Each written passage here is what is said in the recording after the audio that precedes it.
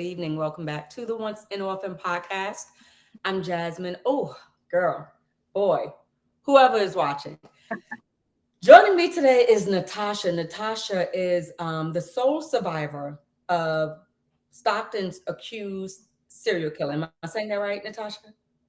Correct. It's the Stockton serial killer, and has not currently, but he's not been prosecuted yet. Right. Okay. So, Natasha, thank you for joining me. As we've already discussed, I saw your story on Tubi's Surviving a Serial Killer. There's another part to that title. What is it?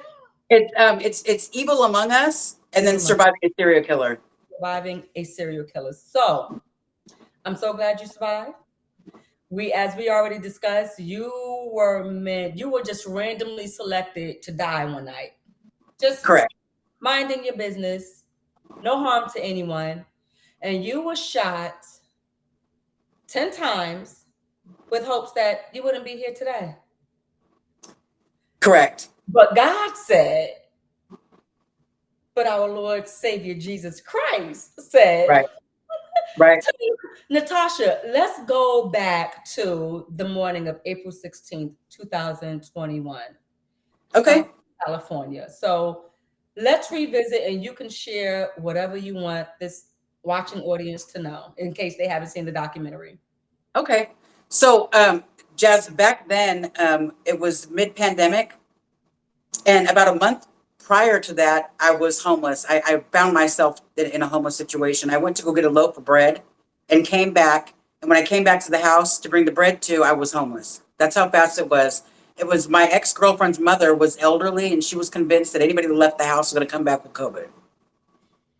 So from that moment on, I went ahead and I got myself a storage unit, and I began to use it like a closet. I put all my clothes in there, and I recycled every day for my. I did that anyway because I was a drug addict and a meth addict to be exact, and so um, I was already living a life that didn't require it didn't require much maintenance. You know what I mean? It was just like you go and you get this drug and you do it, and that's just what it was. But so I was homeless and in the midst of my addiction, and this particular morning, because it was about 3:30 in the morning when it happened, I had been to my storage, and then I had got my stuff all prepared to go recycling. You usually recycle in the middle of the night, and I rode up to these train tracks, and had my backpack on. I took my backpack off.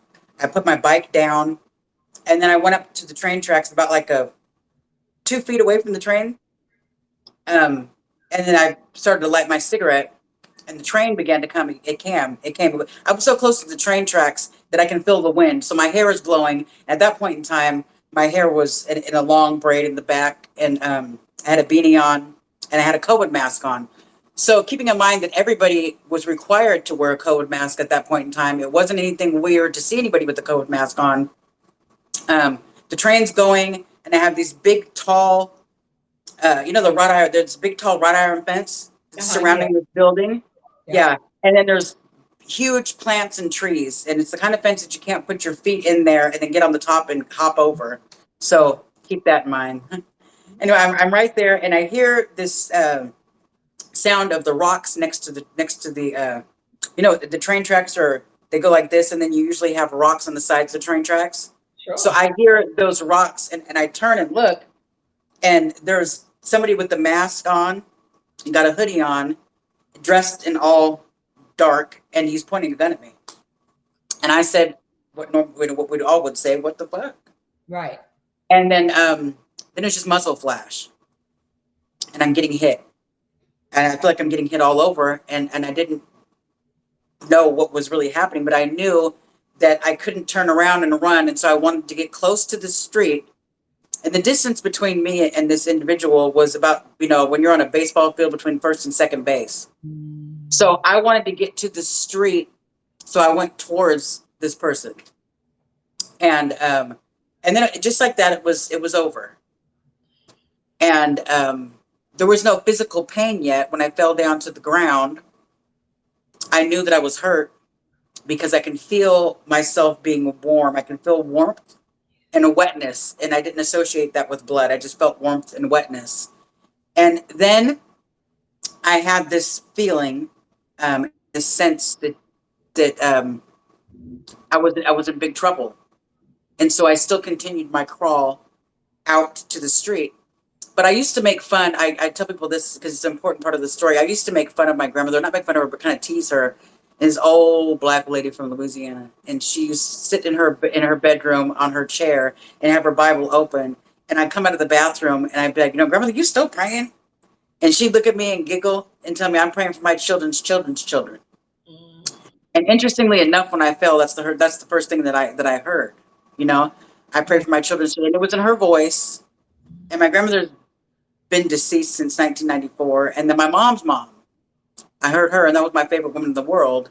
And then she came, and it was like boot camp. I had like these voices of these women that were already dead and gone, but I loved so much. And they were coaching me to the street for some reason. My mom's mom was saying, "Move, girl, move. I'll tell you when you can stop." Like there was no mercy. They weren't feeling bad for me at all. Just move. Get to the street. I get to the street and I'm calling out for help, and I'm moving my arm around, and I position myself on top of, there's like a little mound in the street. And I position myself on top of that, and I was praying that a car, because I was on a one-way, I was praying that if a car came down and was to hit me, I didn't want them to think that they killed me because I was already hurt and I was already going to die. So I remember thinking that, like, God, I hope they don't think that they did this.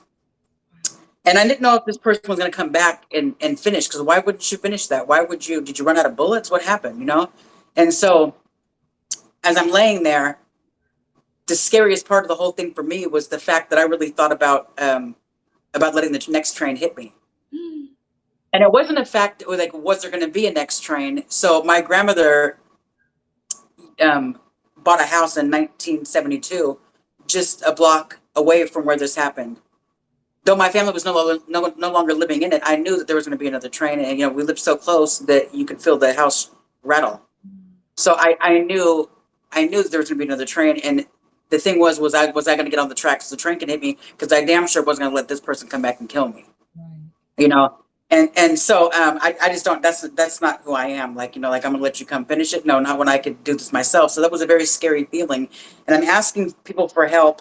That I don't know if they were there or if they weren't there, but I do know that there were some people that were living a little bit further back, and I know that they could hear me because I used to live back there, in a tent situation. So I know that there were people there, but they were all of my calls, they went unanswered, and as I'm laying there, I can feel like a wetness coming out of my mouth. I still don't know what that is, and I remembered that I had one more call left. I could try to, and I just said, "God, I'm dying." Yeah. And the minute that I said that, then Jesus was there, and I never saw him. But what I said out loud was, "Oh, it's you." And he said, "Yes." I said, "Will you lay here with me?" At first I said, "Will you sit down with me because I'm dying?" And he said, "Yes." And I said, "Will you lay with me?" And so he got behind me. And so I was like, he got behind me to where his legs were open, and I'm laying back inside of him, like back in between his lap and in between his legs and a lap kind of thing. And then he put his arms around me. When he put his arms around me, all the pain left. And that blew my mind. It was like, okay, but now that's what we think that he's supposed to do. God comes and he takes all your pain away. What I wasn't expecting was for him to start shaking and trembling how I was, and for him to be in pain how I was.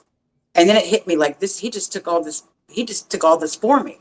Yes. He didn't just come and take it and remove it. He took it for me. Yeah. And I no longer, at that point in time, I no longer wondered who my father was. I no longer wondered if I was important, if I had a purpose, if anybody cared. None of that even mattered at all. I was just mind blown. And underneath the train, because the train is moving at this point in time, I can see that there's a car there, and it's the ambulance. And and this is, I mean, I do know that the police got there first, and then the ambulance came. But the ambulance came, and then I got put in the ambulance, and I remember my mom's mom telling me, "Now you can rest. Well done." And so I woke up 4 days later in the hospital, and my arms are strapped down, and there's something down my throat, and I start to cough, and I'm trying to pull that thing out, and they come and they take that out, and they undo my arms, and I look down, and I wiggle my fingers and wiggle my toes, and everything's working. And I said, well, if that happened, then you happened, and where are you? Because you said you'd never leave. Mind you, I've never read the Bible before, so I don't know what I'm talking about. I just know I'm having this conversation with Jesus, and he has promised me that he would never leave, because I asked him, please don't ever leave, promise you'll never leave, and he promised me that. And so I woke up very confused. I woke up, there was a sense of, what am I doing here? I thought I was going with you.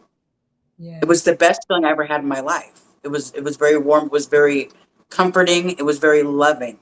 And when I say love, it was like the most love that I ever felt in my life, consumed with love and comfort. So to wake up in pain and not know what's happening, but I knew that my life was going to change, and I didn't know how, but I knew my life was going to change in ways that I couldn't even imagine. And as we now know, they have changed in ways that I couldn't even imagine. So the healing process, I left, I'm in the hospital for 11 or 12 days. While I was in there, I asked them, they said, you know what happened? I said, yes, I know what happened. I was shot.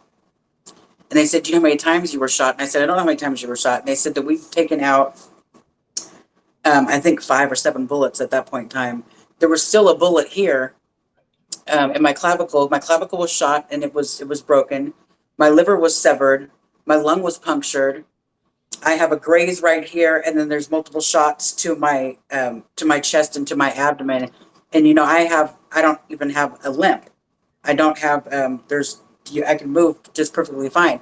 I went and I left the hospital, and I was in the worst physical shape that I'd ever been in.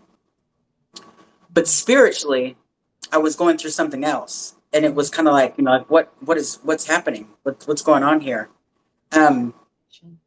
I tried to contact the victim witness, and they would not contact me back, or whenever they did, it was just with very, very little information. I was treated how they viewed me, as a homeless drug addict. And that was very hard for me, because I was trying to get help and trying to get assistance, and it was the middle of the pandemic. So it was very, the resources were already slim. So I had, somebody got a hold of my mom when I was in the hospital, and she found we hadn't talked in 7 years. It wasn't because we didn't love each other. It was because I was using and she wasn't, and I wasn't contacting her anymore. So she had no idea how to get a hold of me. Anyway, that relationship picked right back up where it left off, and she began to support me in ways that I never thought that she would either.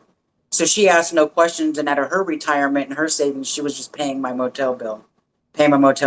She came down to see me when I got out of the hospital, and she took one look at me, and she said, I just want to put you in my purse and take you home. I said, well, you can't, because they're going to help me here.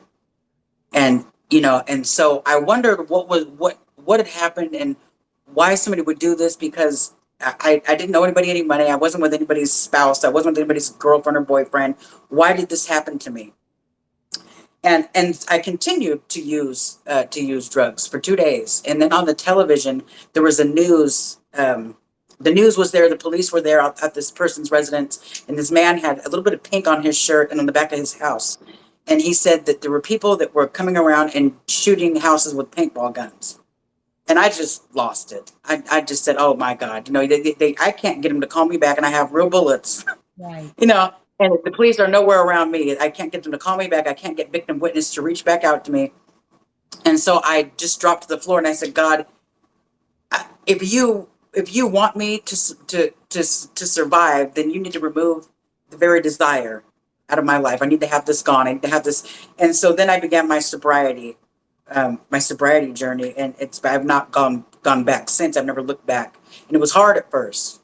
Yeah. It was really hard. I was angry that I even had to do it, but I knew that there was a purpose that he wanted me to fulfill.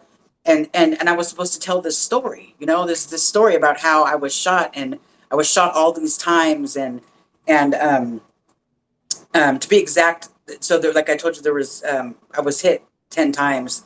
I say 9 or 10 because I don't know if this was a graze, And I don't know if it ever went inside of me, so I say 9 or 10 times. Mind you, when they take bullets out, they don't necessarily take whole bullets out of you.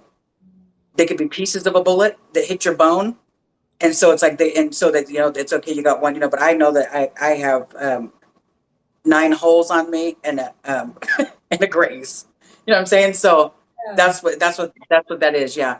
So anyway, I'm going through all these different things and I'm getting better, and I'm now I'm at, 15 days sober, and I'm still mad about it. I don't want to talk about it. I didn't go to any meetings. I didn't go to a rehab. I didn't go to the conventional places that some people go to. And my mom, she got sober that way. But I was just like, no, I don't want anybody. How many days sober are you? I don't want to talk about that. Why are we talking about that?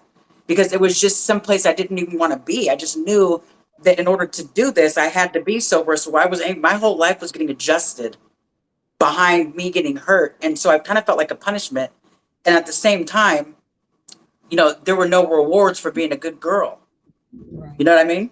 This long road to recovery came with a lot of tears, a lot of prayers, a lot of hard work, and a lot of faith. And that just became, so Jesus and I just grew and grew and grew and grew and grew. And there was a point in my life to where I would walk and people would say that they see the light, and I would go back to the room and tell him, like, listen, if you want me to be comfortable with this whole situation, you're going to have to dim your light, Right. because I don't want people around me, Right. right now. So isolation and all this hard work, and meanwhile, I'm still trying to hit the pavement and trying to get help. I tried to get mental help because I think I'm talking to Jesus, and I'm sober, and I was just shot all these times, and the police aren't calling me back, and I was turned away from the crisis center here. And they said, do you want to kill yourself? I said, no, that's just it. Somebody tried to kill me. And so I left there with a cane, and I was crying, and I said, okay, Jesus, will you be my therapist? And he said, I will. I tried to get physical therapy because my clavicle was broken and I couldn't even move it. That's why I had to cut my hair. And so I was denied that for 10 months. And I said, Jesus, will you be my physical therapist? And he said, I will. So your clavicle, once you break that, it's never supposed to be quite normal again. Well, mine is. Mine is. Look. I mean, I'm not an athlete, but mine is. So I don't know what they're talking about. You know what I'm saying? And my sobriety, it's just been ongoing, ongoing, ongoing. So you fast forward to now we're at 15 months later, and I am in a position to where I'm working. I'm back into the community. I'm still telling these people all along the way, yeah, I was shot at the police. I'm still waiting for help, for victim witness, for trauma therapy, something. So I ended up finding a therapist. Finally, it was the year to the date. Actually, I was shot on April 16th, 2021. So April 19th, 2022 is when I finally was able to be, through referrals and stuff, finally was able to see a therapist. And that therapist and I were, we were speaking, we are going through some stuff. And I was actually seeing her when the serial killer thing came to light. So I was at work, and I worked the night shift, and apparently that's when these shootings were happening. And something about that caught my eye. There's homicides here all the time in Stockton. And when I say all the time, I mean, like, Stockton can't get away without having, 4 or 5 homicides a month. So I'd never come forward at any of these other ones. I just, and I don't know, any of the victims in this case, but something just caught me about it. Like, what? So I took my phone to the bathroom and I said, God, is this the same person that that shot me? And immediately he said, yes. And you know what I want you to do? And it wasn't just a yes. And so I was like, my response was, well, I know you don't want me to go take my behind down there, with my drug addict history, and tell them that he shot me too. And I don't even have any proof of that. And he said, I just want you to tell the story. I'm not asking you to convince anybody. You know what I'm saying? So I went down on my next day off, which is a Monday, and I got a copy of my police report. It still said aggravated assault. And, I don't know how many bullets it takes to get attempted murder. Mine still said aggravated assault. And then it started to hit me. Like, okay, the first victim was shot on April 10th, 2021 in Oakland. The second one was April 16th, 2021 in Oakland. And he just drove down here and shot me the same night. And I knew that the first 2 victims were homeless. And I said, okay, so Oakland knows because they connected them, And people will bring up the fact that, well, oh, there's no way the police could have known. This is 15 months later. No, they knew because of my communication a month after I was shot. And I was told then that, do you remember anything? I had a bullet, actually. I had the bullet that came out of here at the motel room. I had that in my hand, and I asked the investigator, do you need this to help solve the case? And he said, this came from you? And I said, yes. He said, Natasha, are you still dabbling in drugs? I said, Detective Almanza, I was never dabbling in drugs. I had drugs in my pocket when I was shot. This wasn't a drug deal gone bad. Okay, so that connection was already made 15 months prior. Anyway, I went down to the police department and I got a copy of the police report. And in Stockton, you get your reports in a different place than the investigators are. It's an entirely different building. So then I walked from getting my report and went over to the police where the investigators were, and I couldn't get them to come out to the lobby. I waited there for a minute. I rang the bell. I made sure I was seen on the camera, all that kind of stuff in case, I don't know why, in case it was ever brought up. And so there was nothing there. And so I went ahead, and there was, the news was reporting it, that there could possibly be a serial killer. But there was one media outlet that was saying no, that they were definite about it. No, there's a serial killer and he's attacking Latino men. So I uploaded my police report to that media outlet. And then I told them, these are not new circumstances. This individual is the same one that shot me. And I said it with conviction and with matter of fact. And I was telling myself, like, this is so insane that I'm doing this. You know what I mean? At the same time, I was like, no, God told me to do it. So this is what I'm doing. And so they said, well, how do you know that it was you? And I said, well, because God told me. They said, we'll call you back. And we laugh about that now. The founder of that media group, 209 Times, we laugh about that now because it's funny. He said I had to do my research, and I was like, yeah, because I didn't have to do research. I mean, it wasn't a comfortable position to be in, Jasmine, but I knew that I had to go down there. And the city of Stockton, the community deserved to know that there was somebody out here killing people, and the police were not trying to say that it was even happening, and trying to brush it under the rug. So once I did that, then I went on this social media outlet to have a discussion so that people would know that it was real. And I shared my experience. And then the reward rose higher than Ted Bundy's. And within 2 weeks, he was caught and off the streets. Oh. Can you still hear me? Because it says reconnecting. Yes, I can hear you. Oh, okay. So then I told it became very hard for me because then I had to deal with survivor's guilt, something called survivor's guilt. I had never experienced that before. And then I also had, for 15 months being ignored by all these government agencies that were there to put in place to help someone like me. Now for the first time, I'm able to speak. And so if you ever see that interview, there's a lot of stuttering going on. There's a lot of anxiety going on. At the same time, I have every major news outlet, in the country trying to get a hold of me, New York Post, The Sun, Daily Mail, CNN, A&E. I have Tamron Hall. I mean, all these different places are trying to get a hold of me to speak, and I'm not speaking. I'm like, no. And so I had to work through even going to work. So by the time I mentioned that there was a serial killer and I had brought it, I linked the cases, he had not been caught yet. So I had people in my family, even my family, like, why would you go on there and put your name and your face out there? He's not even caught. And it was like, well, because the same protection I had that night, I would have throughout this. There was never a question of, is he going to come and try to kill me now that he knows my name and my face? It's risky, some might say, but at the same time, it's like when that when you know that the Lord has His hand on you, then it wasn't so much as a risk to me. It was more like, let's get this person off the street. Absolutely. All that's all said and done, and now we're just still fighting the case or waiting for justice to come out. You know what I mean? Yeah. Natasha, you just gave a mouthful from being homeless to having an addiction to being shot 10 times, bleeding, to you said earlier before we started recording, you said, people want to acknowledge this place is where I got shot. I acknowledge it as where I met Jesus. Yeah.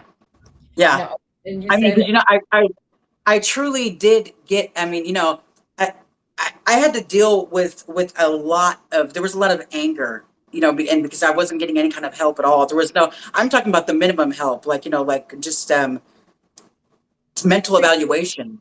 yeah, yeah, yeah. What was that? I said, even speaking to a detective. Yeah, yeah, yeah. That was not. I mean, that was very far and few between. Even getting my key from my backpack. My backpack was an evidence, but even getting my key to my backpack, I could never get that.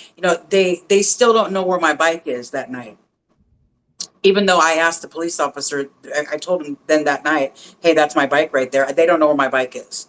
So, I mean, in the hospital, what I had inside of a bag were my pants that were cut because the EMTs cut them off you. I had my pants, I had my watch, and I had a business card at the bottom of that bag. And so basically, I mean, I knew that they knew, they just knew that I was going to die. And even I thought that I was at a certain time until I woke up and it was like, whoa, okay. So I mean, there was only one reason why I would wake up is because the Lord was going to use me. Yeah, oh, absolutely.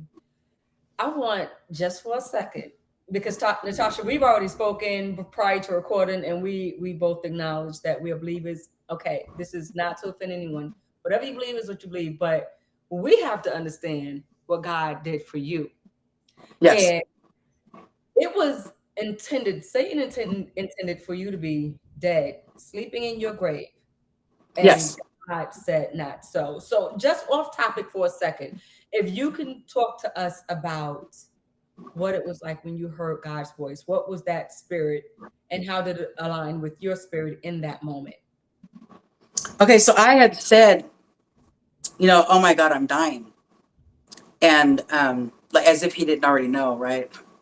And I knew when Jesus came, I also knew why my grandmothers had led me to the street. I thought that I was going, and they were just. I remember being frustrated. Why do they keep on telling me? It was like boot camp, literally. Move, girl, move. And it was like, I mean, I haven't seen you in a long time. You think you'd be nice to me, kind of thing. You know what I'm saying? Like I'm dying, and they led me to the street. And I know it was those voices because of the fact that I loved them and I would listen to them, you know?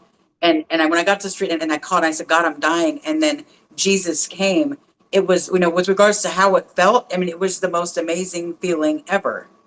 The fear was gone. The pain was gone.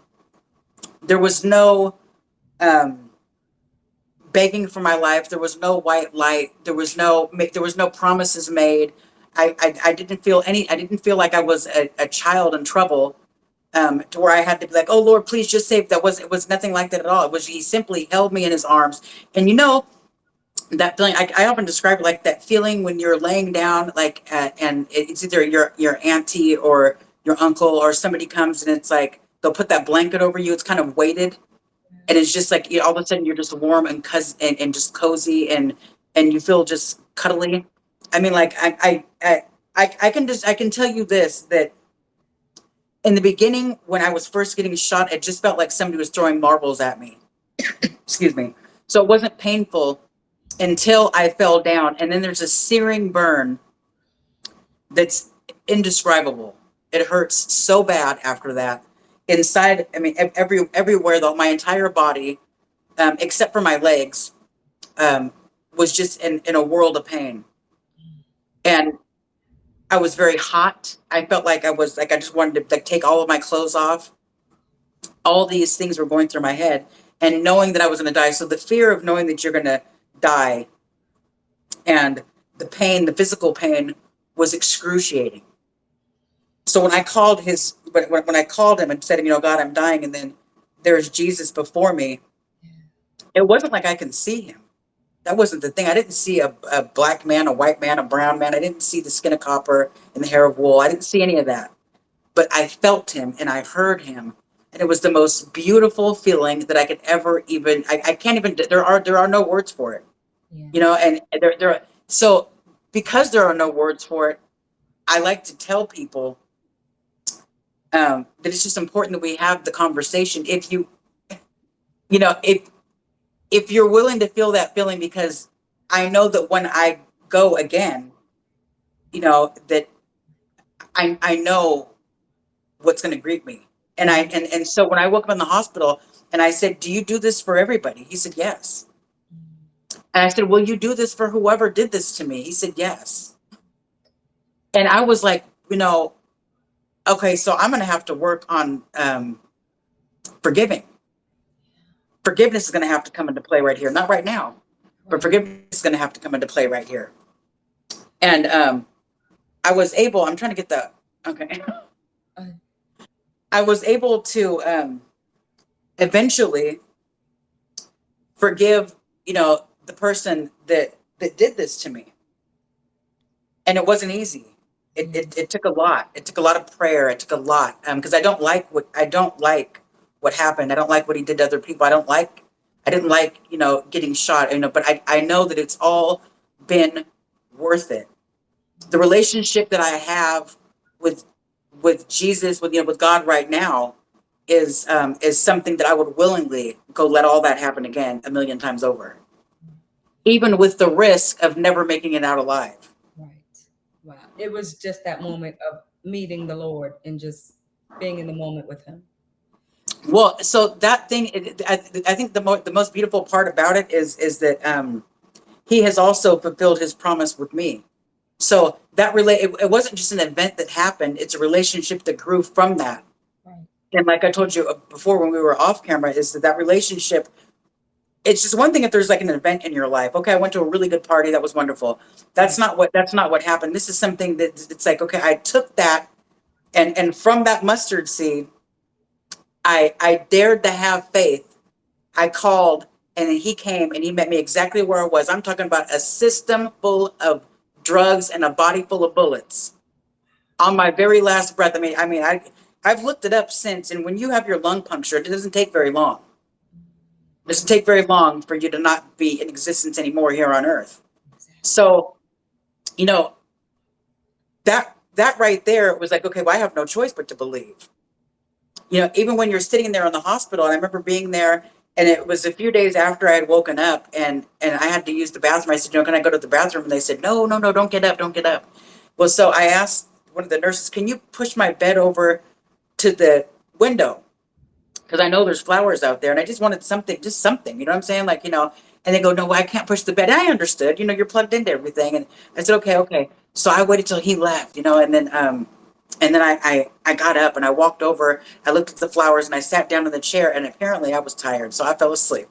And, nowadays there's doctors that come in, they all have clipboards, and there's people that are learning. And so I woke up to that, and I heard, well, how did she get over there? And then somebody said, well, she must have walked. And then somebody else said, no, she couldn't have fucking walked.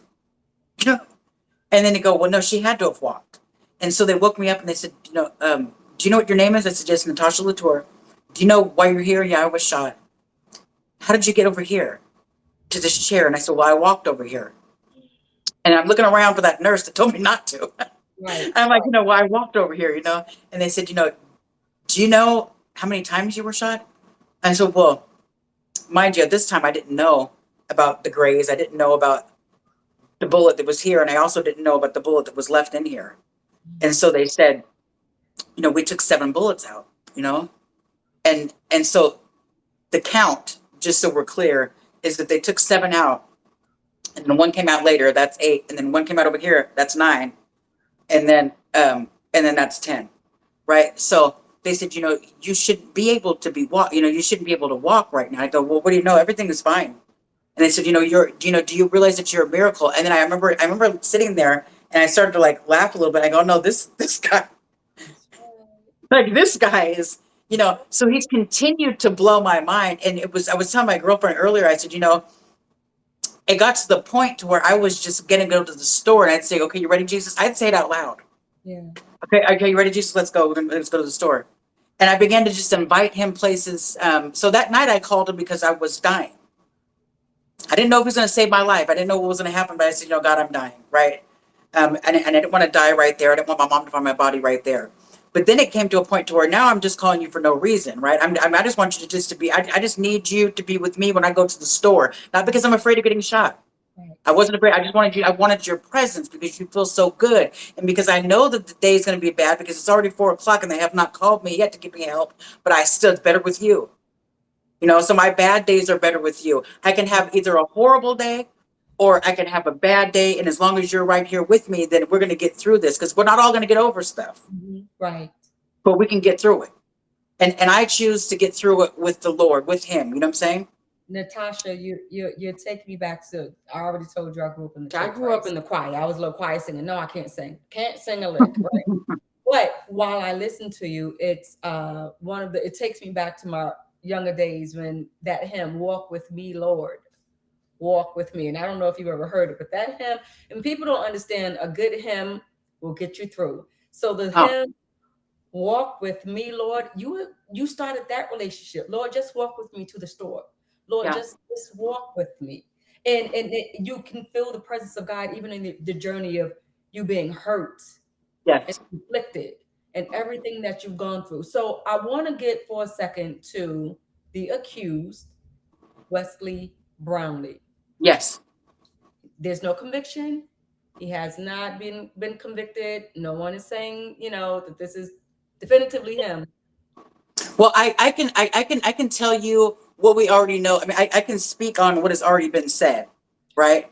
And what we already know. We do. I mean, so I'm not telling you anything that's not already out there. So therefore, I'm not going to get in any kind of trouble. So the ballistics from 7 different shootings, they all match. And The how many, weapon. So how many they're accused of killing? okay. He's accused of killing 7, and then I survived. Yeah. So I'm sorry. The ballistics with all of us match. They all match, and they also came. Those very bullets came from the same gun that he was caught with. And it was said that, Also, the cell phone data. right. So, so that in itself, it's one thing if we have. I mean, you're from New York, you know what I mean? Like, that. I mean, somebody can just, go take out people and then hand you a gun with blood dripping off of it. That doesn't mean you did it. But now, Right. if your cell phone is going a lot, put it like this: the digital technology these days will put you places you didn't know will put you there, Like down it's to how long you were there and everything else. You know what I'm saying? Um, it's important to note that that he was a truck driver, and so we pray that this is where it's ended. You know what I'm saying? yeah. Um, but yes, so no, we don't know. I mean, we do know that they have a very, very, very, very, very, very, very strong case, Right. and so therefore the suspect has now decided to, you know, pretend like he is crazy. I shouldn't say pretend because, in all reality, you have got to be crazy to be doing that. You know what I mean? But I also believe, Jasmine, I also believe very much so that the devil will use people to do something and spit them out. So I don't know. I'm not going to speak to his character with regards to, is this just an evil person, blah, blah, blah, blah. I don't know. What he did was evil. I know that. Yeah. I know that. Do I like him? No. Will I ever? No. Right. Do I pray for him? Yes. Yes, I do. I do pray for him. I do believe also that he will have the very same opportunity that I had, and he's been given that. Now, whether or not he chooses to use it or not is being, I mean, I don't know. I know now, I mean, I can tell you this, that if he has not stepped up and said, this is what's going on, then he probably has not used his opportunity yet. Exactly. But I think we all can guess and imagine that he has plenty of time Yeah. Right. to use that opportunity. You know what I'm saying? It's like, you don't have to, I mean, I guess what I'm trying to say is like, what the actions that this man took, the murderous rage he took out on the world, right, will never be okay with me. Apology can't take away that from me. And no, his actions did not help me meet the Lord. You know what I'm saying? Like that was my call. I chose to call. You know what I'm saying? Absolutely. But and that goes back to giving God the glory because what he had intended, for me to die, God was like, no, not her, not today, not now. Yeah. Exactly. Right. You know what I'm saying? I heard somewhere that his MO was just homeless people. Like there was no reason for him to be out there just aimlessly killing people in the first place. But they said his MO was just he was targeting homeless people, or was it Latino men? Or I mean, what was his what was his point? Okay, so the thing is that people ask me that a lot, you know, what I mean, and so factually speaking, um, the Latino, the homeless thing is not is we weren't all homeless, Mhm, and we also weren't all drug addicts. mhm. As far as the Latino thing goes, well, you know, you got the first victim was Latino. The second victim was Mervyn Harmon, and he was a black man. I mean, there was no mistaking. He wasn't black like I'm black. He's black like you know, chocolate beautiful Black. with long dreads. Yeah, he was clearly a brother. You know what I mean? And then you get to me, and he didn't holler out, "Are you Creole? Are you mixed?" You know, and I'm a woman, and I had on a beanie. I was going to go recycling. I was dressed down. I mean, any woman in their right mind is not going to be, you know, flashy unless she's selling something. You know what I'm saying? So it's 3:30 in the morning. It's like, so whether or not he knew I was a woman or not, I have no idea. And then Paul Yaw is another is one of his victims, and he was a very tall, handsome white man. So and then the other three were Latino. So I don't know what he was targeting. And honestly, you know what? If he was to ever speak on it, like as far as I'm concerned, like you know, like I don't think that you can be evil without being a liar, without being, you know what I'm saying? I just kind of think that they all go into one. And so what I choose to I choose to look and so if you were in the courtroom, you may think that I'm looking with disgust or something. You know what I'm saying? And that's not. So I look and it's like this blank stare. I don't know how. What it's like a trance. And then what I'm doing is I'm actually just praying. I'm just praying, like you know, Lord, let this email because there's also the fact that you have 8 different families affected, right? My mom doesn't feel the same way I feel. You know, my mom went to court with me one time and she wanted to know where his mom was. She wanted to have a conversation. I'm like, you know, what does his mom have to do with it? She goes, well, she raised him. Yeah, yeah. Right. Well, now my mom didn't raise a drug addict, and so I don't. So I was kind of like, why? And you know, do you think she's woke up one morning and said, when you grow up, you're going to be a good little serial killer? I doubt it. I doubt it. And so I wanted his mom left out of it. I don't think that her name should have ever been brought up in the media, personally, because I don't think it has anything to do with her. Yeah. You know, when we're you know, and I don't want that for her, and I pray for her all the time. Yeah. Do I pray for her like I pray for my mom? No. I mean, you know, no. This, you know. Yeah. But I do, I mean, I don't, so I'm not very sympathetic to his situation, but I want him to know that, hey, I forgive what you've done to me. You know what I mean? I forgive you fully. You know what I'm saying? And that's one of the things about, I mean, and you know, about forgiveness, because when I asked the Lord, like, you know, are you going to do this for him too? And the answer was very clear, yes. I mean, basically, you just got to call me. You know, just call my name. You know what I mean? If he calls, I'll do it too. So then I realized, and I didn't understand. I didn't understand that until it was told to me. Okay, well, I'm like, well, why would you do that for him? Like, what is going on here? Whose side are you on? And then it was explained to me, because I don't know the word. It's explained to me that no, okay, well, here's what's going on. He sees our sins from above. Therefore, he is not. I mean, he's not going to have all that. Let's you know, you go to prison, blah blah blah blah, all these other kind of things. So you know, Wesley Brownlee is off the streets. The accused serial killer is off the streets. He can no longer hurt anybody, Yeah. right? But now, if we start to be real and honest, you know, like you can say with the same mind, if I did that, then I would just be in there like, whoa, I must have snapped. Hey, I apologize. I can't bring anybody back. Okay, we're probably not going to get that. Historically, do we ever get that from serial killers? No. You know, so and that brings me to the topic of forgiving and forgiveness, because I did not do it for him. I did do it knowing that God wanted me to do it. Um, I didn't rush it. And I also knew that I would never have to make, like, you know, but I don't, you know, you don't have to tell people when you forgive them, and you may never get an apology. Yeah. So we don't have to wait. You know, we don't have to wait to hear "I'm sorry." Then we could say, it was so many times we think, and maybe we learned that when we're little. Okay, say you're sorry. Okay, no, you forgive her, and that's how we're supposed to. Well, that's not how it works. So a lot of times we just speak those words, and we don't mean those words because we're still harboring some resentment. Right. So the freeing, like the freedom, the only other way that I can even compare. I mean, the only other thing I can compare it to is that freedom when I forgave him, when I knew that I did, was like the same moment that I met Jesus.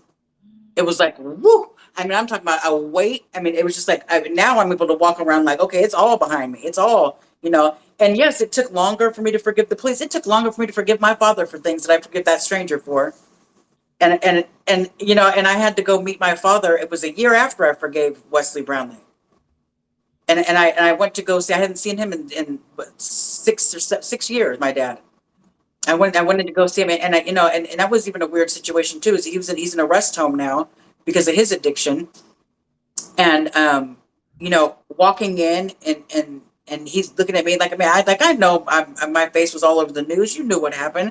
You didn't call me, blah blah blah. Plus other things that just happened in life, and I walked in and I'm like, he's like, hey, who are you? I'm like, man, stop. I look just like you.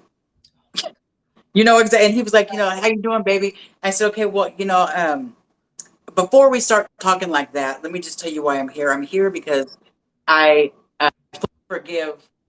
Hold on 1 second here. 1 second. Sorry about that. No, you're fine. I have it on the do not disturb, and for some reason it came through. Of course. Yeah. Can you hear me? Yeah, I can hear you. Just got a little, but it's fine. Yeah. No. So I have been able through this act, and I've been able to actually forgive other people that I've been able to forgive my father, and the police, and that was the extent of it. You know what I'm saying? The blessings that have come, Jasmine. Like for example, after this whole situation had happened, and I thought we were going to go to trial last year. I ended up having this job that I was like, I'll work part-time, and I was working in these parking lots back then. And one of the parking lots I had to work in was the police station. And it was a beautiful thing because I would see them leave and good morning. I'd see them come, and when they would come, I would want all of them to come back safe, like nothing. And I'd see them again. I'd be so happy, like, hey, you're back. You made it back. You know what I'm saying?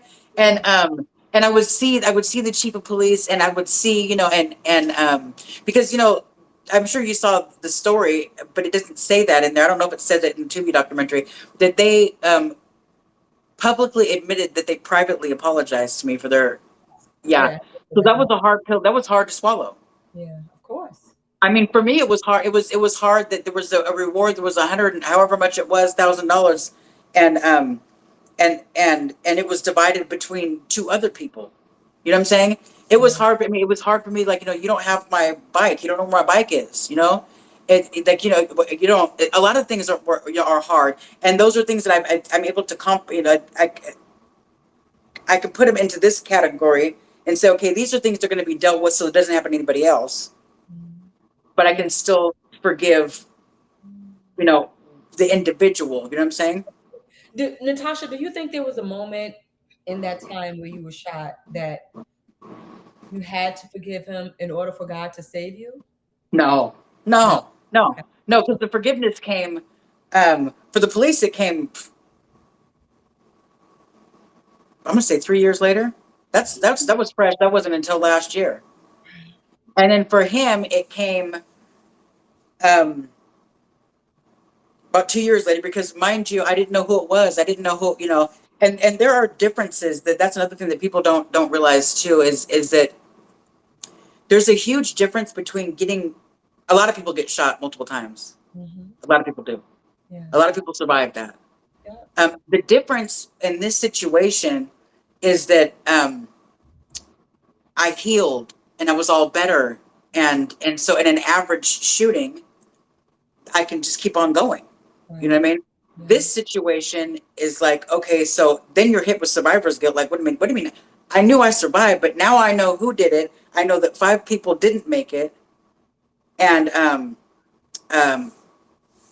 not 5 people, because there's 8 of us. So I know he killed 7 people, so it's like, and now I have to deal with that, plus the media and then people. And so for the rest of my life, people are going to want to know, how is she doing now? Is she still clean and sober? Is this happening? What, I mean, there's studies on serial killer survivors. There's, and so I was having difficulty with God. You said you're preparing me for something. You didn't say, what is this about? Why this? This is messy.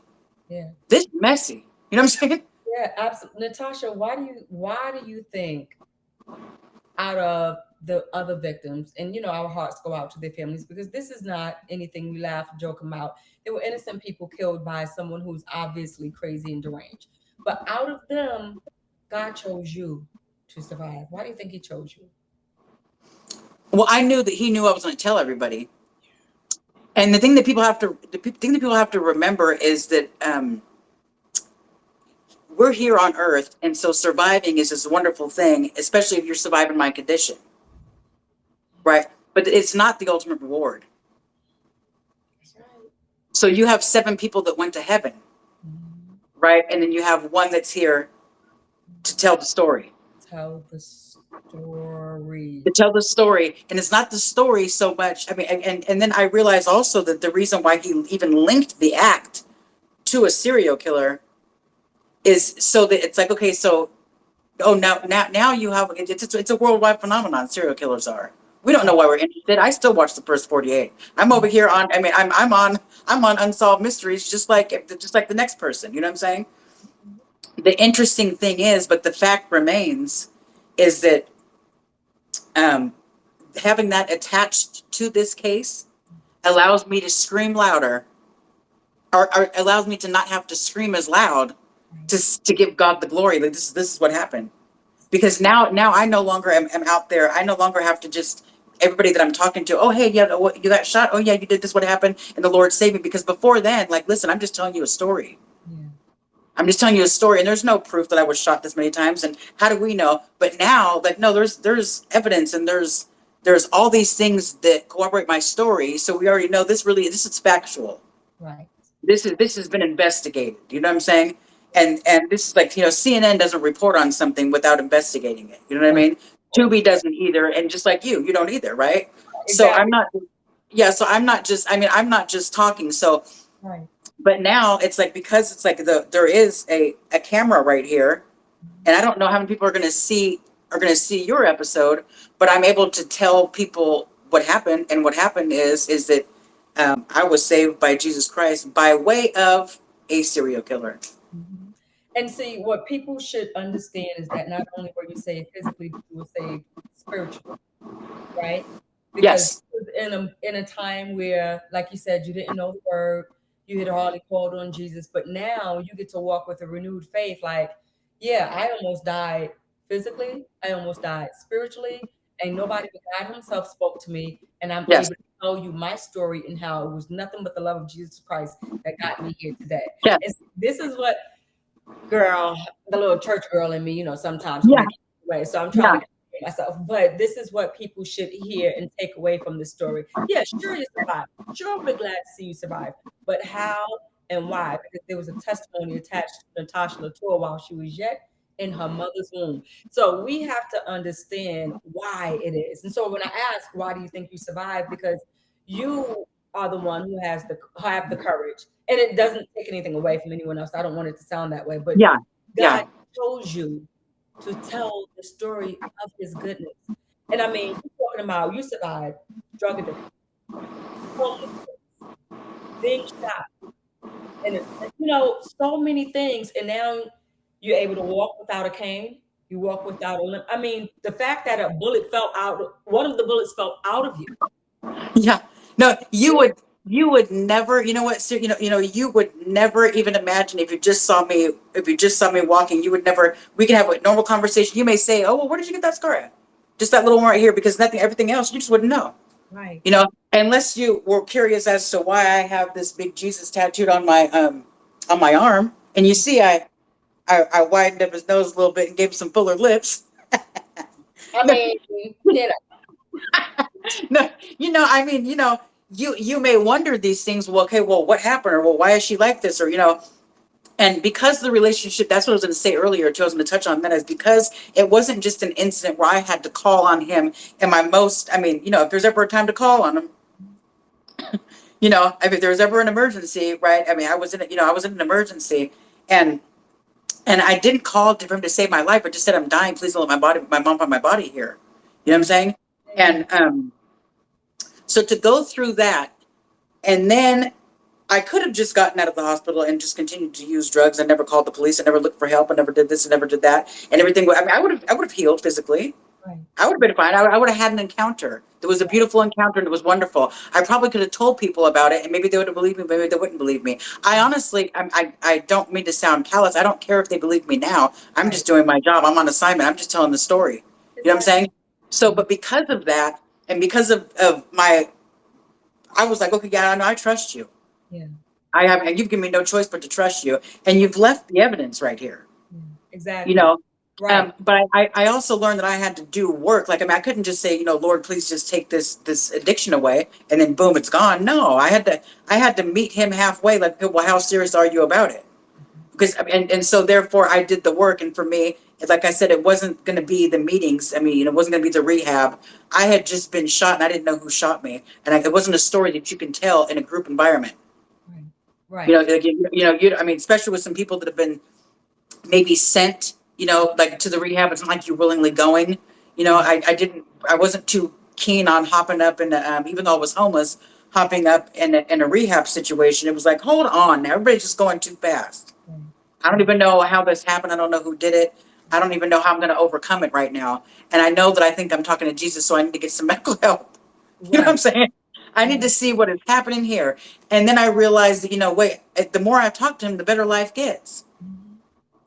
The more I share with him, like, he already knows it all. He already knows it all. But the more I share with him, and I'm not even asking him to make this better, do this, do that. I'm just like, Lord, you know what? They didn't call me again today. Right. And not like, Jesus, make them call, like my prayers might have been before. So I have an uncle, my Uncle Ronnie. He's a reverend, and he's, and he lived his life for Christ. And I remember him coming in, and he's early 70s at this point in time. He comes into the hospital and he says, yeah, nigga ain't had no good aim.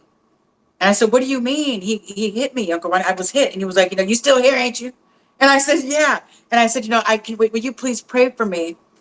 Because I don't know how to pray. And he looked at me and he goes, Tasha, what do you mean you don't know how to pray? Right. Well, whatever you said that night was working. Keep doing whatever you were doing that night. Hello. He said, and so I was like, he said, I'm gonna pray for you one last time, and you're gonna learn how to pray for yourself. It wasn't the last time he ever prayed for me, mind you. But he said, I'm gonna pray for you one last time. You're gonna have to learn how to pray for yourself. Talk to him like you've been talking to him, because it's working. I mean, like, you got him to come down and save you from all this, and you told me you don't know how to pray. When you fast forward even up until last year, and here I am, halfway through my chemo treatment because I was diagnosed with colon cancer, like we discussed. My Uncle Ronnie at this point in time, the Reverend LaTour, is dying of cancer. He had cancer. He's dying, and he's skinny, and this big old strong man that I've known my whole life is nothing but skin and bones. And I'm looking at him, and it's just him and I in the hospital. And I said, Uncle Ronnie, do you have any hints for me? And then he grabbed my hand and he said, all you got to do is believe. And I looked at him, and I'm like, this is a man of God who is nothing but skin and bones. And he's telling me all I have to do is believe. It looks like he's on his way out. And so I looked at him and I was like, do you have anything else? And then he grabbed my hand harder and he smiled. He said, that's all you got to do is believe. And so those words echo, you know what I mean? Those words echo. And I took that throughout the remainder of my cancer journey, you know what I'm saying? And I was like, Lord, and I remember when I first got the diagnosis, I was in my little booth downtown, in the little parking lot booth, and I got the call after my colonoscopy, and the doctor's speaking all these different. I said, I don't understand the medical terminology. Do I have cancer or do I not have cancer? They said, you do have cancer. And I felt broken, And I said, okay, well, if I have to fight this, Jesus, don't have me fighting it alone. And I left that booth because I had to clock out. And when I left outside, there were some gangster looking dudes, and they were shooting a music video of some sort. One of them had tattoos all over his whole face, just tattoos everywhere, And I'm like, man, I get closer, and then one of the guys said, hey, my nickname is Tank. He goes, hey, Tank, my wife talks about you all the time. And I know his wife is a real spiritual woman, you know what I mean? I'm looking, and they were shooting a Christian video, or Christian rap video, and they all put hands on me and they started to pray. And I said, I just got done telling God, don't have me fight this by myself. I walk out, take 5 steps away from my booth, and I have some soldiers already praying on me. You know what I mean? Sometimes Natasha would be like, come on, Jesus, that means something. Come on, Jesus. Yeah. And so I will attribute again, back to that shooting, had that experience not happened and that relationship, had not developed and grew and grew and grew and grew, I would have never had the faith to get through 11 rounds of chemotherapy. Yeah. Yeah. You know what I'm saying? I mean, and into remission. I mean, into remission. And if you go back on the TikToks and you can see when I was diagnosed, and you can see me going through it. I made a conscious decision that I was going to dance all on the devil's plans. Yeah. So whenever I felt good, I was up and I was dancing. Yeah. You know what I mean? And Yeah. I was constantly giving, I was constantly giving it, because I was thinking to myself, when you're like you, for example, in choir, and maybe you had to do a solo or something like that, and you're thinking like, okay, I'm about to fall on my face. That may be embarrassing. Or in a sport, you're up to bat, everybody's watching you. There's nothing more embarrassing than thinking you're going to have something done and it doesn't get done. Right. Okay, so I'm saying to the world, yes, I have been diagnosed with cancer. I have to go through 12 rounds of chemotherapy, and I'm going to beat this because God said I was going to beat it. Right. I might not feel good throughout it the whole time, but it's all about the faith. It's all about the faith. And that's what, and I wanted that documented so that people can see that, because there's a real side of that where you also have to be okay. It's not that you ever doubt the Lord. When when you have my cousin Teresa tells me all the time, when you're faced with that choice, you've got to choose faith. Mm-hmm. Don't choose the fear. Right. And you know what? Another thing I want to mention is the fact that you said in your earlier years, you would say, Grandma, why are you always praying? I don't know if people understand the importance of knowing that your mother or your grandmother prayed for you, right? So Oh yeah. when I'm taking my kids to school, before we pull out of the driveway, every morning I pray over them. And I want them to know, and I want them to hear me, because there's something about knowing that your mother or your grandmother prayed for you. Right? It's a different covering that you have. And even though Satan tried you with drugs and all this, whatever decisions he wanted you to make, fine. He didn't understand the prayers and the power of the prayers of your grandmother. And so it now you can look back at Satan, right? And just be like, see, this is what you thought. You what was Lauryn Hill's song? You just lost one. I can't even think of it. No, because it comes down to that moment to where it's like, when I look back and I'm like, literally, like, I mean, I don't know how many more breaths I would have had. I don't know how many more. I mean, I only know, like I told you earlier, Jasmine, that this city of Stockton has one trauma center. And that goes for major car accidents. It goes for, but it also serves Lodi and Manteca and these other close areas, like, and so the thing is, it's like, this is mid-pandemic. It's 3:30 in the morning. I'm on a one-way street, and a masked man came in and shot me. And I need to get, and the train is moving. I need to get to the hospital with it. I don't know how many, I don't know how, so this is very, very, very last minute. You can look at me and not see that. But it was very last minute. You know what I'm saying? It was like, there's the blood coming out of my mouth. You know what I'm saying? It's like, and to be able to share what happened, because just like you had mentioned earlier, every knee shall bow. Well, I'm a firm believer now that even when, like I told you, when we almost, we all do it. We maybe we don't want to do it. Maybe we don't say God. Right. But something happens. Oh God, then there it is. You just did it. You just did it. Right. And so if he's going to answer that call, you know what I'm saying, then the people should know that being in his arms is a place that we want to be, no matter where we end up when that embrace is over. Yeah, exactly. Right. Yeah. I mean, it was a wonderful place to be. So I would hate to have been in a situation to where, I mean, I've gotten in plenty of car accidents, didn't see the car coming. I mean, I was even blessed with, when people imagine you, can you imagine somebody standing there and shooting you? Yes, it's scary. Of course it's scary. You don't know if you're going to go, but could you imagine not seeing him shoot you and not being able to call on the Lord? Right, because you were the only one he shot from the front, correct? The other victims were shot from behind. I don't know. Okay. I don't know that, honestly. I'm going to say no. I'm going to say no, just because of some of the stuff that I've read. You know what I mean? Okay. But no, I don't know if he was fully covered with everybody else. I have no idea. I do know that one of the most beautiful things about this whole entire situation is, in the end, there's going to be a time where I'm going to be called and I'll be speaking, and then whether or not he looks at me is his choice. Right. But when he sees me walking, and then he sees me up there speaking, and I'm just answering the questions that the courts want me to answer, Of course. he will then know the same thing that I found out that night, is that Jesus, God is real. Yeah. God is real, because he knows what he did that night, and he knows that. So I'm quite positive that when they said, when I was out there saying that, no, I was also shot by this individual, he was probably somewhere thinking, I ain't shooting no girl. Yeah. I definitely didn't shoot no black woman. Right. I don't know what he was thinking. Yeah. And whoever I shot is not alive. So miss me with that. You know what I'm saying? But then when I described where it was, it's like, there's only two people that know about that. And that would be me and him. Yeah, exactly. You know what I mean? And Right. so I would be afraid if I were him, because it's like, oh, not of me. Yeah. I'm just Natasha. Not of, I wouldn't be afraid of prison. Right. I would be afraid of how the hell did that girl get up, and how is she walking in here like that, looking like that, and talking like that, if it's not for the existence of the Lord himself. You know what I'm saying? That's right. And Yeah. hopefully he'll say to himself, and I'm not invested in what he does with his future. That's not the thing.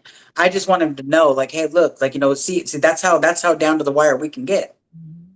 So he's in a whole different other type of situation, but it's not too late for him. Yeah, yeah. He can, his soul can also be saved. Right. Yeah, absolutely. And see, the courage you have, I don't even know if I would have that, because he really tried to kill you.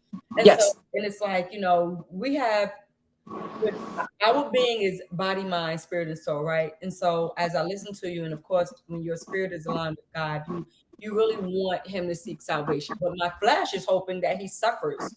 No, my flesh, I'm not even a victim of his, but my flesh is hoping that he suffers, because, and Lord forgive me, but it's kind of like, how dare you take the life of innocent people and then attempt to take the life of another one of God's children? And that's why. And of course, God is going to deal with him how he must, But it's kind of like, how dare you? How crazy can you be that you would do something like this? Well, it's kind of crazy, because, there were no words exchanged in my situation. I did not know him. I'd never met him before. We never crossed paths. We never spoke. I didn't know of him. Nothing. So I very much was somebody that this person, that he just simply, Yeah. rode by. He saw, the opportunity was there. I am on the railroad. I'm on the railroad tracks right there. There is a tall telephone pole with a light right there. The police even asked, well, what were you doing, at 3:30 in the morning right there by the railroad tracks? I said, I was getting ready to hit my pipe. And I was waiting for y'all to roll by. So if you did, then I'd be able to leave. Now, I'm not going to be ashamed about any of that. That's not, and actually, you want to be precise, about 3:35 a.m. is when I was talking to Jesus. That's how fast that turned. So, like, you can't shame me into feeling like this is something I shouldn't discuss, because there are plenty of people that were just in my situation that think that, what, I'm too far gone. That God can't help me. I'm too far gone. I can't, all I'm saying is that if you're going to wait until the last minute, what are the chances that you're going to see those bullets coming? What are the chances that, that you're going to see that car coming towards you? It happens other ways, and you don't want to be in the situation to where you're not able to make that call. You know what I'm saying? Not able to say, hey, I need to have a conversation. Yeah. And mind you, I've never, throughout this whole relationship, of course, naturally, as we start to clean ourselves up, and we learn more about him, then we realized, okay, I want to apologize for some things. Number one, I didn't even know you were real. Number two, you know what I'm saying? And then there's times where I'll just be laughing. I'll be like, that was you, huh? That was you over there when I fell off that bike. Yes. Yes. That was you. That was you too. You Yeah. know, and it's like, yeah, you start to remember, like, you weren't just lucky when you didn't drown that time. Right. You Right. know, I mean, and Jazz, you do a lot of these podcasts, and I watch a lot of these shows, and it blows my mind. When I see these things, and these people are like, oh no, I was just really lucky. It wasn't my time. So people tell me a lot of times, well, hey, it just wasn't your, they say, oh, you're in the wrong place at the wrong time. And I go, no, that's just it. I was in the right place at the Right. exact right time. Right.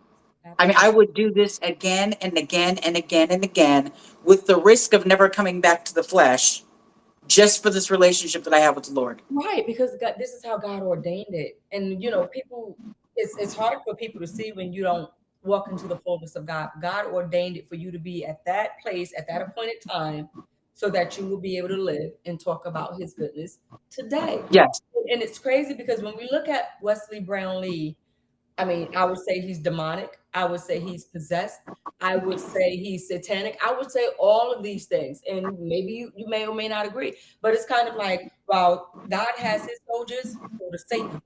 And so that's how it was intended. Satan really intended for you to be gone. And Wesley Brownlee is probably sitting in his cell right now wondering how. And I mean, if nothing else, he should be able to look at you and know God is real. Yeah. Because That's the beautiful part, because um there are two things in life that I used to worry about, or never want to encounter.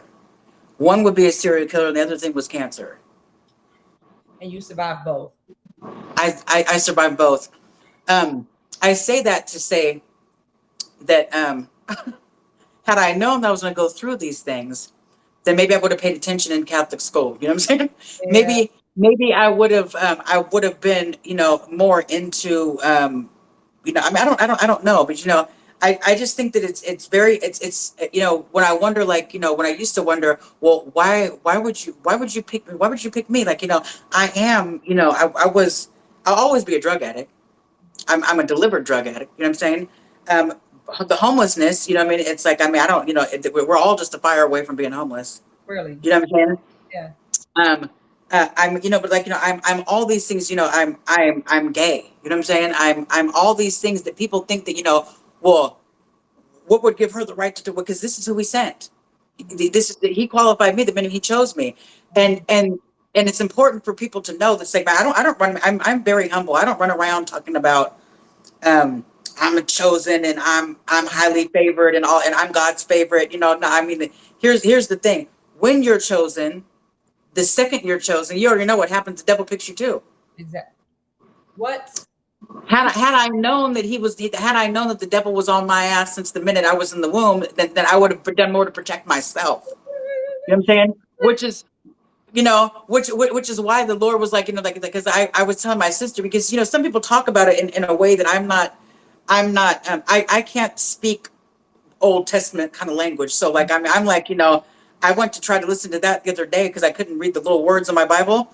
And I did a post. I said, I accidentally downloaded the U version of the Old Testament, and I said, my bad, I can't do it. You know what I'm saying?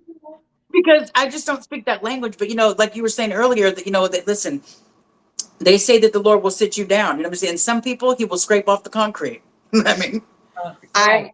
that was me. You know what I'm saying? And yeah, it's not that it wasn't that I was hard headed. It's like, listen, do any of us really want to believe in something that we cannot see? Right. I thought that you couldn't see him, and so therefore that wasn't. But in reality, um, I didn't know how to see him. And I see him through a conversation that I could have. Okay, for this is an example. I had a cane, and I was walking over to where I got shot, and I wanted to know if the streets knew, because the police didn't know anything. So let me go find out if the streets know. And I stood there, and I was right there on the railroad tracks, and I said, "Okay, you can wait right here." I told Jesus that out loud. You can wait right here. I'm going to go back over here by these tents and find out what the streets know. Right. I was Right. ready. I was ready to beat it out of somebody. You know what I'm saying? Yeah. Yeah. And it's just like, no, this that's that. So there was nobody back there, thank God. And the streets, didn't know. They really truly didn't know. Yeah. Nobody knew. It was like this whole thing. And so it took a lot of praying to even get it up. Like, I wanted it off me. Like, it's not about me. It's not about me. It's not about me. And which was so, when I asked you the other day, when you had sent me the message, hey, would you do this? And I said, please, you just can't cut out the part about, this is why I do it. Right. And then you understood immediately. You were like, okay, wait a minute, let me tell her something. You're like, no, you didn't say nothing but a word, right? I was like, yeah. So I was like, okay. Because I don't often say yes to this. I don't often, I'll begin to share my, and technically they really don't want me to, but at the same time, it's like, listen, there is a story about a serial killer. There is a story about this woman that survived a serial killer. And there is the lives that he took from people. Right.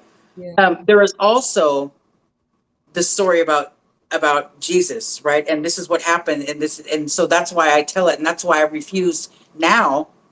Ever since I've been in remission, I refuse to not tell it. Right. I'm like, but I don't know. I'm gonna tell it. You know what I'm saying? And I'm not, I'm not trying to. There are people that how this stuff goes. They think that because you have a podcast that you also have tens of millions of dollars, and you know what I mean. And we can agree that this is a story that it's a free story. It's a story that you could have told yourself, and just read it, but we wouldn't have gotten the other stuff out of it, right? Right. It's a story that needs to be heard. Yeah, absolutely. On so many levels, you know what I'm saying? And it's a story that I'm very proud and happy to share because I hope to inspire somebody to, if not just say hello to Jesus, to begin to look inside yourselves and to also know that, it's never too late to start loving yourself. That's right. And Natasha, I just want to make a few points because one thing you said, and you and I agree, it's to know the plan that Satan had for you. You weren't supposed to be here. And so when I listen to your testimony, I think about my own testimony because, again, I told you my birth mother carried me in the womb using drugs. Yes. Smoking, drinking, heroin, just shooting up, whatever she could use, whatever it was back in the 70s, that's all it was. And I'm still here. Yeah. Because you obviously weren't supposed to be here either. Because to survive that is something that's something nothing short of amazing. You know what I'm saying? Absolutely. When you look at the things, how it could have gone, it's kind of like, and I'm still here. So, and when people don't understand, going back to what you said, people, they hear about God, but they don't know he's real. And so how it was taught to me, and I'm going back, I don't know if this was Deacon Barnes who taught me this in Sunday school when I was just a little girl, but we're going back. One thing that was taught to me, they put it as, can you see the wind? You only see the effects of the wind, but you can feel the wind, right? And so that's how it was taught to us. This is how you see God. You may not be able to see him, but you can feel him. And that goes back to your story. I can't see him. That's a wonderful way to put it, because I never I think just when we're younger, we just kind of like try to, well, I can't see it, well, right. So that's a good way to look at it. Yeah, because you can't see the wind. You can see the leaves blowing, but you can't see the wind. But you can't see the wind itself. You walking, and I remember walking to school when it was like 10 degrees outside, just freezing.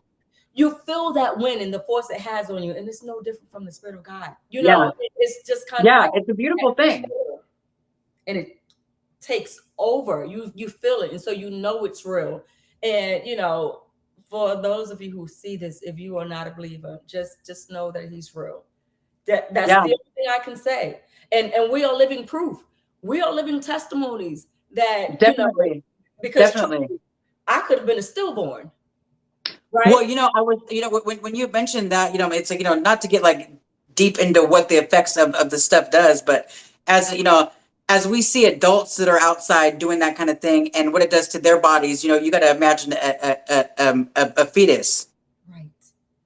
So like, you have got to be one strong little, you came out, running, you know what I'm saying? Like, I'm here.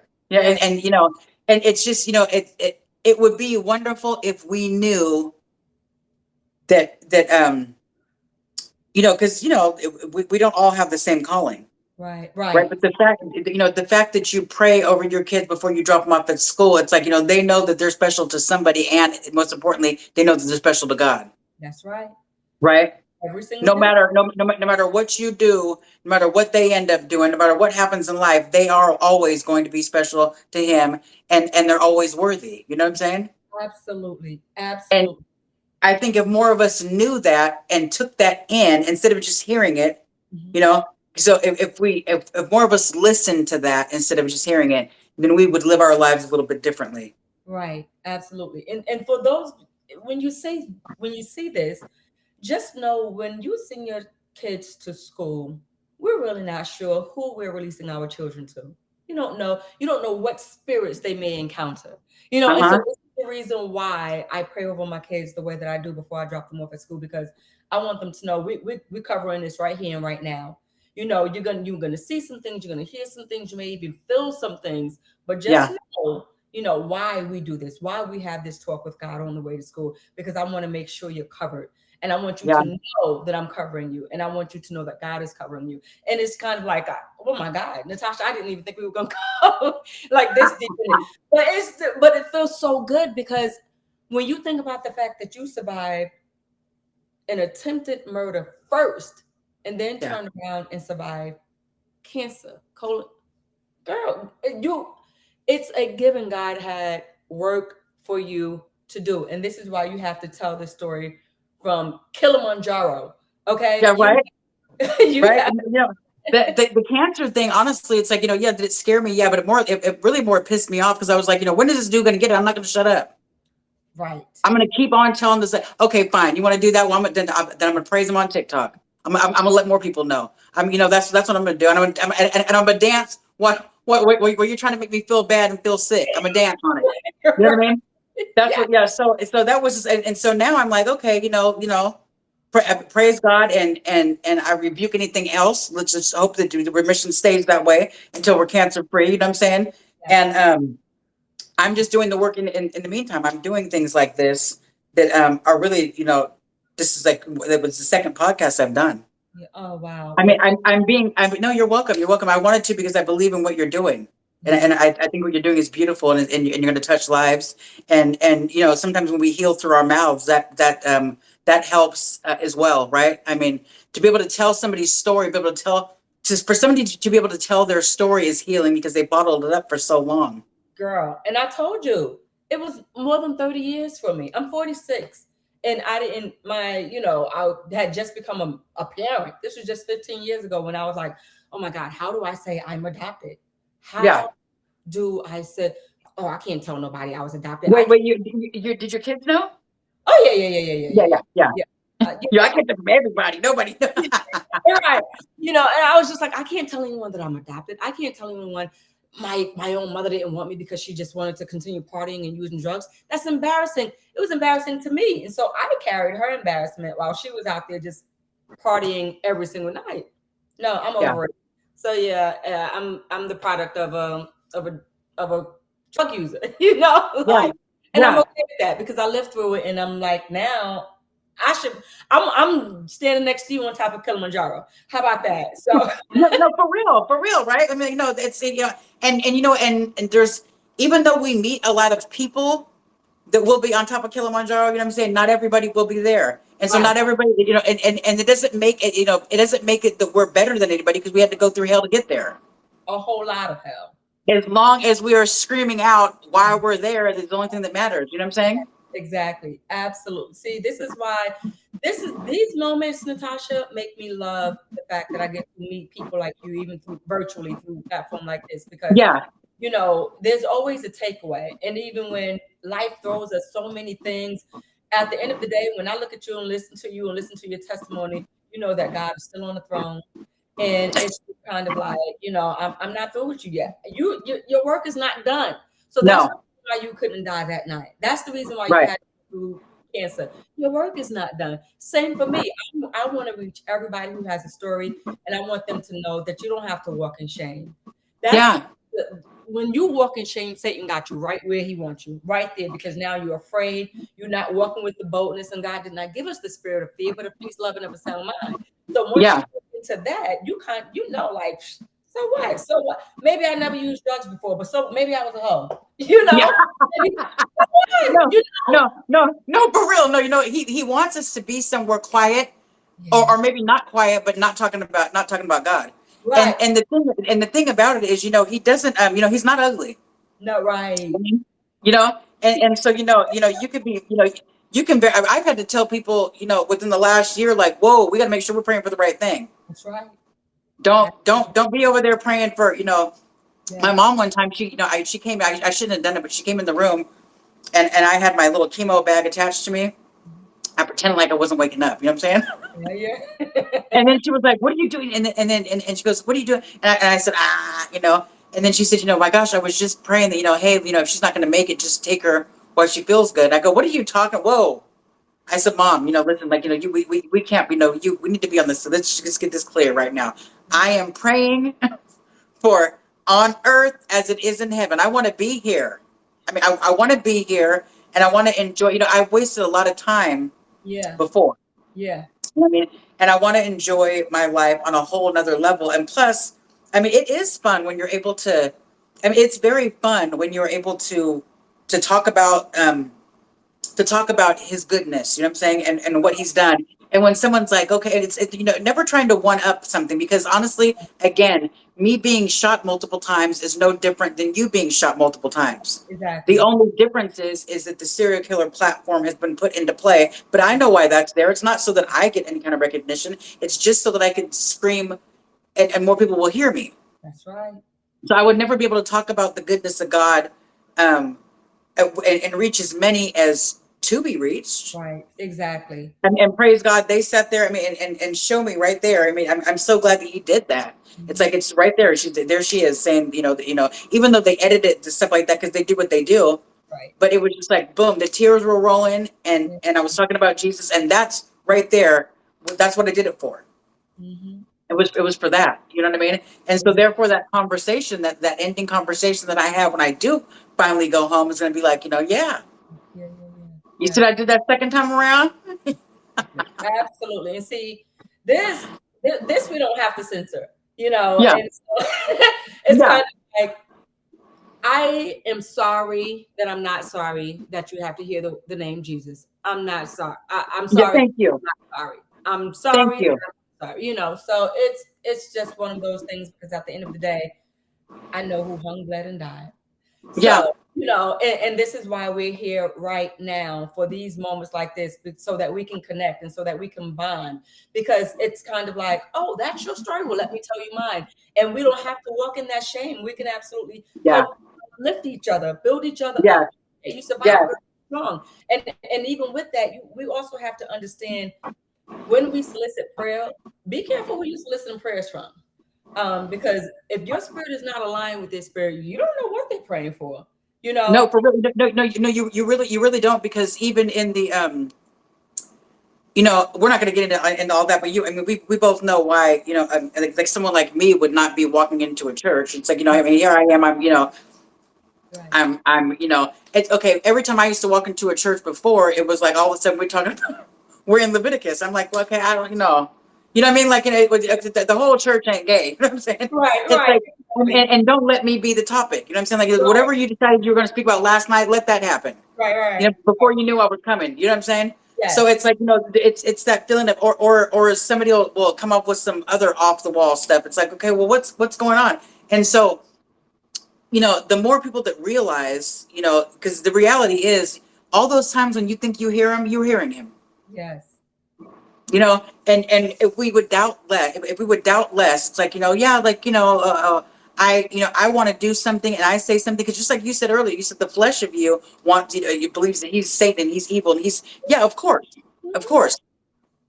But the reality is that, like, he's just a man. Right. He's just a man. He did some horrible, awful things. I don't like him. I never will. Right. I don't even care what comes out of his mouth. Right. You know what I'm saying? But I do know that God loves him. No more than he loves me. No less than he loves me. Right. Exactly. And should he make things right with the Lord, because that's all he has to make it right with. Right. Should he make things right with the Lord, then Right. I guess we all be up there on the top of that mountain, That's right. including Mr. Brownlee. You know what I'm saying? Right. Exactly. And A so, lot of people, a lot of people aren't going to want to hear me say that. You know what I mean? yeah, we have to understand and we have to accept the fact that everyone has a story. Whether your story is being an adulterer, a fornicator, a homosexual, a murderer, a drunk, a gossiper, whatever. You know what I'm Yeah. saying? It's kind of like we're not perfect. No. We're just not perfect people. I'm a believer, but I'm still not perfect. You know, and Yeah. I'm Yeah. like, well, I Yeah. still battle my, you know, because we live in the flesh, and so we have to. Once we get around that, it's kind of it connects us, and Yeah. so and when we connect and when we bond, we have the chance to speak of God's goodness. Yeah. You know, and so that's what my hope is, that when someone watches this, that they have a takeaway, that they can feel your testimony and feel the goodness and the spirit of God, because you didn't have to survive that night, but God chose you Yeah. to survive the actions of Wesley Brownlee in Yeah. Stockton, California, for the moment for this moment, for these moments that God had already ordained that we didn't even know about. But we're Yeah. here telling our stories shamelessly. And I pray everyone gets to that. Let's just, yeah, this is my story. Yeah. Yeah. Yeah. I Yeah. survived, you know, Yeah. because you're able to visit the scene. You're now able to go back to the scene and still know, like, oh, you God's presence is here. Yeah. Just was that Yeah. night. You know, I mean, you know, that it's, you know, I never wanted to go and tell the world that I was a homeless drug addict. Yeah, right. Who wants to do that? But I couldn't have left that out Right. and still spoke about the goodness of God.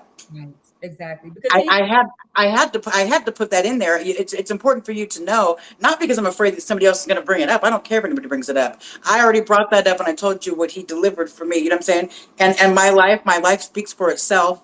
And it's important that anybody else that's in that position, like, well, I shouldn't be here. I shouldn't. This is, you know, God doesn't want me. Yeah, He does. yeah, He exactly. wants you. He wants Wesley Brownlee. He wants me. He wants us all. All of us.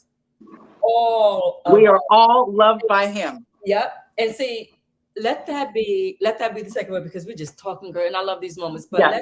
when you say he even wants all of us, including Wesley Brownlee, Yes.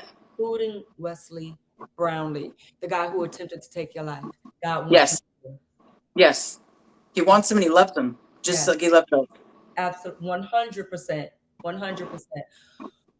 Natasha, I thank you for I this. think you're No, you are good at what you do.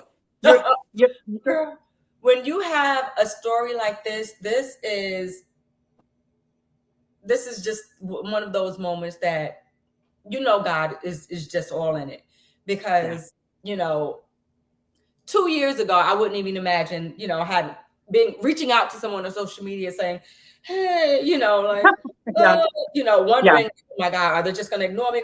And I'm just thankful, because for the most part, almost like maybe 98% of the people that I've reached out to, we've been able to meet here, and I've listened to so many stories, Oh, that's and so good. I'm so happy to hear that. yeah, I'm happy to hear that. So there's yeah. something about you that draws. It's not something. It's the Lord in you I was that about to will say, that, amen. that will bring people that will let them know it's okay without even speaking. It's like, that only took us in a matter of, I think, 5 minutes on the phone, Right, and that was only because we were texting. Had I spoken to you, then I'd have exactly. been like, oh yeah, okay, it's Yeah, good. yeah, You and know what I mean? that's what we have to understand. What you see, this is not Jasmine. This, when I'm speaking to people like you who are openly sharing the stories, like, to God be the glory. Yeah. To God be the glory. And I just thank you. I'm so glad you survived. You got a lot of fight in you. Thank And you. I know that when you walk inside that courtroom, Satan can be mad. It's okay, because he's jealous, and he's envious anyway. He's a hater. He's He's a a hater. hater, exactly. But when you walk in there with the boldness of God, as you do, God is going to get the glory. At the end of the Yeah. day, God will get the glory. And that's what all of this is about. And I really can't even say thank you. No. And I say Well, thank you to everyone, but God, can I share one last thing? sure. So last month or 2 months ago, I got this. It's upside down, but you see this tattoo right here? Yes. Oh, I see it. Yeah. So this is the tree of life, and on the tree of life, there are 7 colored leaves on here, and that's for the victims that are no longer here. Wow. And so they continue to live and inspire me. And I was able to explain that. I was able to get that translated to 2 of the families last time we were in court, because I don't speak Spanish and they're just lovely people. But I was able to get that translated to them. You know, they're not forgotten. And it kind of touched me when you asked me earlier, if like why I was chosen and they weren't. You know what I mean? It's just it's important to know that I'm here. Yeah. You know, and they were just chosen to go home. It wasn't like, they so there is no winner. You know what I'm saying? Absolutely. And it's so, if anybody won, they did. You know what I mean? right. And it's wonderful for you that you would honor them Yes. you know. So we think on behalf of their families, who I don't even know, but I'm sure that they are thankful that you would honor their family members in such a way, because that means a lot. It really does. It speaks to your character and who you are as a believer. So thank you.